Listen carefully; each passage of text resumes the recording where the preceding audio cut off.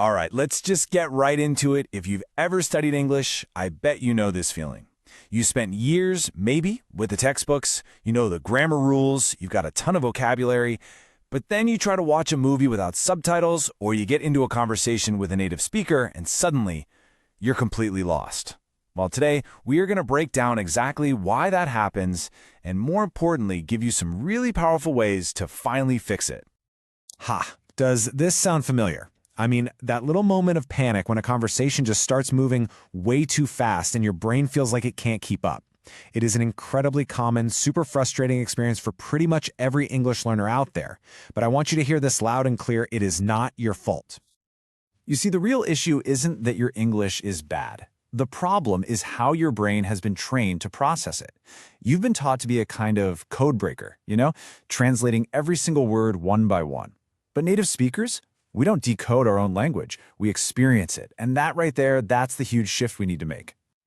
So let's get to the very heart of the issue. Why on earth does the English you hear sound so completely different from the English you learned? Think about it.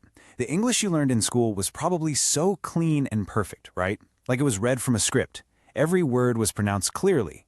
But real, everyday English, oh man, it's messy. It's fast, it's driven by emotion, and all the words are constantly getting blended and smashed together. Understanding that difference, that's the key to unlocking why your brain sometimes it just stops working. Let me show you a perfect example of this freeze moment in action. You see this? Your brain is listening for 4 separate, distinct words. What are you doing? But what your ears actually hear is something that sounds like one single sound. What you doing? And because that sound doesn't match the pattern you learned in your textbook, your brain just freezes up, desperately trying to find words that, they just aren't there. But, it gets even more complicated than that. Because real communication, it isn't just about the words themselves. It's really about the music behind the words. Let me show you what I mean. Just listen to the difference here. Really? That's a simple question, right? I'm just asking for confirmation. But if I say, really? Now that's totally different. That's shock, it's disbelief, maybe excitement. It's the exact same word, but the emotion, the tone, it completely changes the meaning. And this is a huge piece of the puzzle that's missing from most textbook learning. So, here's the crucial takeaway from all this. Getting fluent isn't really about memorizing a massive dictionary. It's about tuning your ear to the patterns, the rhythm, and the emotional feeling of the language as it's actually, spoken by real people. Okay, so we've diagnosed the problem. Now, what do we do about it? How do we fix it? Well, the very first step is a big one.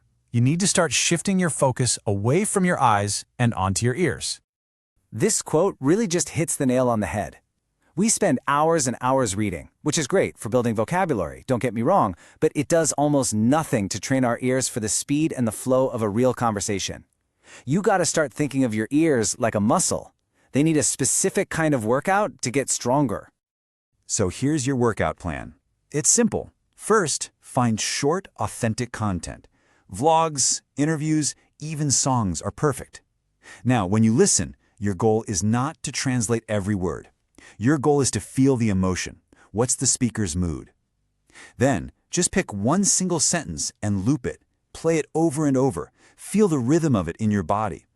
This trains your brain to start predicting sounds, not just reacting to them.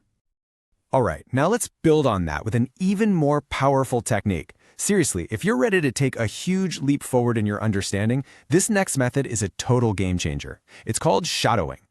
The concept is really simple, but it is incredibly effective.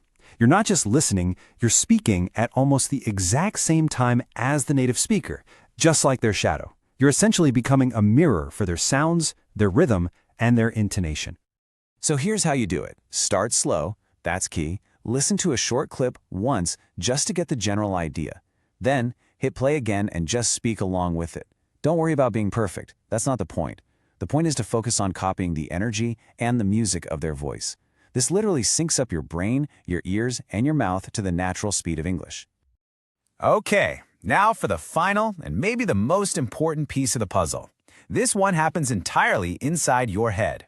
To truly understand native speakers in real time, you have to stop translating. You have to start thinking in English. Think about it.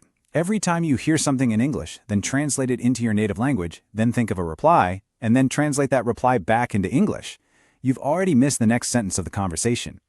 That mental translation process is a delay. It's like a buffer that keeps you permanently out of sync. So how do you break a habit like that? You have to start small. For really simple, everyday thoughts, just consciously think them in English. So instead of thinking the phrase for "I'm hungry" in your native language, just think, "I'm hungry." This creates a direct connection between the concept and the English words, and it completely bypasses your native language. This idea really gets to a deeper level of what understanding is. For a native speaker, words aren't just definitions in a dictionary. They are direct links to images, feelings, and ideas. And that's the goal we're aiming for. Here is a perfect example. If you hear the phrase "walking on thin ice" and your brain immediately starts translating each word literally, walking on thin ice, you've completely missed the entire point. The mental picture you should get instantly is one of risk, of danger. That is thinking in English. So as we start to wrap this up, I really want to leave you with this powerful idea. I want you to stop treating listening comprehension like some difficult skill you have to master. Instead, start treating it like a daily habit that you just need to build, one day at a time. What would change for you if you approached it this way?